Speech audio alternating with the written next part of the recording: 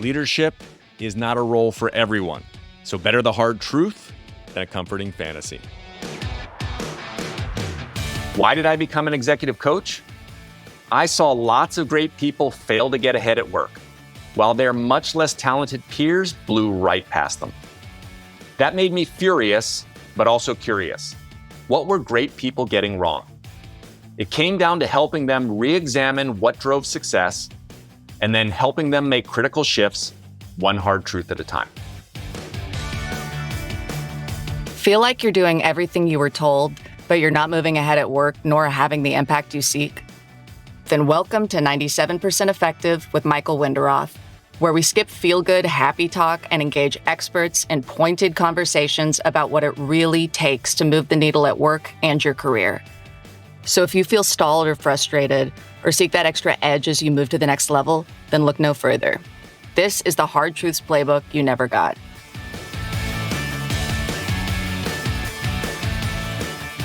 Hi, I'm Michael Winderoth, and you're listening to 97% Effective. Want to be an effective leader?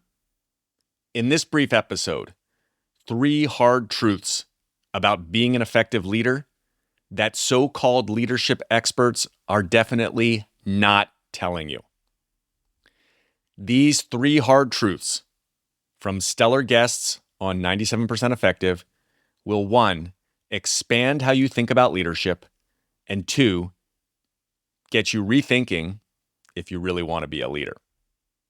So, if you are in for feel-good, inspirational, leaders eat last, servant authentic leadership, you can tune out now. This episode is not for you.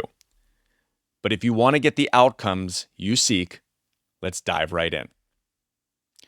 Hard truth number 1, it's not all about collaboration. This tough insight comes from a chief pilot, yes, airline pilot, and former U.S. Navy mission commander. She took us up to what really happens in the cockpit when you're 45,000 feet in the air, losing pressure in a thunderstorm, and can't see the runway as you descend into Bozeman, Montana. Listen here to Chief Pilot Tenille Cromwell when the mission is on the line. You and I have discussed this in the past. There is a time and a place for collaboration and synergy. And then there's also a time and a place for absolute decision making. And, and that would come from an emergency scenario where it's not really a collaboration. It's these are the actions that we're going to do. And that oftentimes may not be a time where we get everyone on the same page. So I don't want everyone to think that it's, always kumbaya and everyone's like holding hands in the airplane. There is a time and a place for that decisive decision making. The takeaway? Not making an absolute decision can kill and lead you and your team and your mission to fail. So be clear, as Tenille says, on when there's a time for collaboration and when it's time to make the call. In fact, the number 1 mistake I see in leaders is not the abuse of power, but their failure to use it. They fear offending, they want to be all-inclusive, they worry about being seen as bossy. But the alternative? Not completing the mission. Not making a decision can kill. So ask yourself, how might I be holding back or abdicating the power I have and the decision I need to make? In that incredibly popular episode with Chief Pilot Tenille Cromwell, she dispelled myths and shared best practices, providing 4 insights that leaders can learn from pilots that will both accelerate your career and make you extremely effective in your job. And that takes us to hard truth number 2. Think beyond hearts and minds. Listen to Professor Don Moore at the University of California, Berkeley's Haas School of Business. He's the author of Decision Leadership, and he's on a mission to have us think much more broadly about leadership and the skills we need. In our book, we want to encourage readers to think broadly about the ways in which they influence others and exercise leadership roles, regardless of whether they're sort of nominally at the top of some organizational hierarchy. The truth is that leadership manifests itself in all sorts of ways. Decision leadership, and the way we articulate it, is all about you build systems to make it easy for people to choose wisely, to make choices that are consistent with the interests of themselves, the organization, their teams, and the larger society of which we're a part. If leadership is about influencing the behavior of others, if leaders seek to matter because they exert a positive influence in the world, then doing so in a way that comes at a small fraction of the cost of changing people's opinions about something, but nevertheless has the exact same desired outcome in terms of changing behavior, we think that qualifies as leadership. The takeaway: influence is more than just talk and fancy speeches. Think about your power to design. Don is right. Too often, we're lured by the siren song of inspirational speeches, thinking narrowly that that is our sole job as leaders. When in fact, leadership is much more than those speeches. It is about, at the end of the day, getting desired outcomes. So ask yourself, how might you design, structure, create nudges, as Don refers to, that can affect or lead to desired organizational outcomes or even behaviors? Also ask yourself, what power or levers in your organization do you have to make that happen? Quite a few of them are not at the top. That episode and conversation with Don was excellent.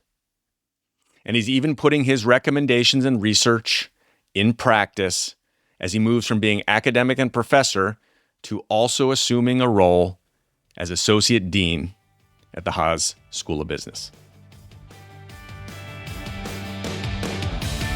You've been listening to 97% Effective with your host, Executive Coach Michael Winderoth.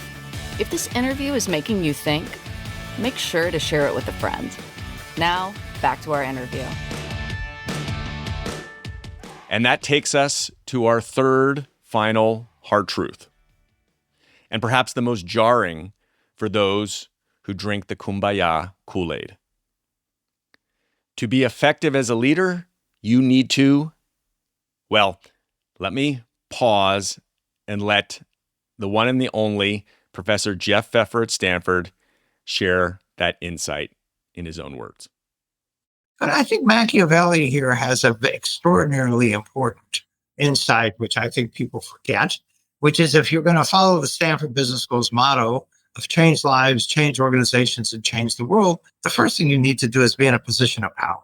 So the leader's first responsibility is to keep your damn job, because once you're out of your job, not only are you not going to be very doing well for yourself or your family, but you're not going to be very effective in getting things done once you lose your position. So before we worry about what kind of a leader are you this or are you that, people need to worry about making sure that they keep their position. Because once you're out of a job, your ability to get stuff done is going to go way, way down. The blunt takeaway: keep your damn job. Because once you lose your position and support, it's almost impossible to get anything done. Ask yourself, am I paying sufficient attention to what and who keeps me in my role? Professor Jeffrey Pfeffer at Stanford is the author of 7 Rules of Power and multiple other best-selling books. He's also been a tremendous influence on my coaching practice and the way I view leadership. What a pleasure it has been to have him on 2 episodes here of 97% Effective. And in that most recent episode, Jeff argued that much of power is generated positionally, and that if you lose your mandate, especially with those who keep you there, you cannot get things done. And he makes an additional argument worth listening to in that full episode, that power has an insulating effect. The more power, the more you are forgiven. So there you have it. 3 hard truths that will make you a more effective leader that you are not going to find or hear in those feel-good TED Talks, motivational conferences, and CEO speech reels. In summary, 1, get comfortable making decisions. Think about Chief Pilot Tenille Cromwell descending into Bozeman. Number 2, think beyond hearts and minds.